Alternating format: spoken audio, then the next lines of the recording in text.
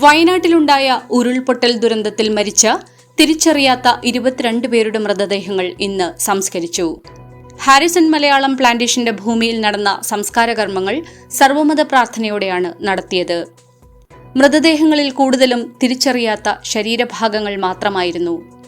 വിശദവിവരങ്ങൾ രേഖപ്പെടുത്തി ചെറിയ കുപ്പികളിലാക്കി മൃതദേഹത്തോടൊപ്പം അടക്കം ചെയ്തിട്ടുണ്ട്. കാണാതായവർക്കുള്ള തിരച്ചിൽ വരും ദിവസങ്ങളിലും തുടരുമെന്ന് മുഖ്യമന്ത്രി അറിയിച്ചു. തിരിച്ചറിയാത്ത മൃതദേഹങ്ങളുടെ DNA പരിശോധന സ്വകാര്യ ലാബുകളിലും നടത്താൻ ശ്രമിക്കുമെന്നും അദ്ദേഹം പറഞ്ഞു.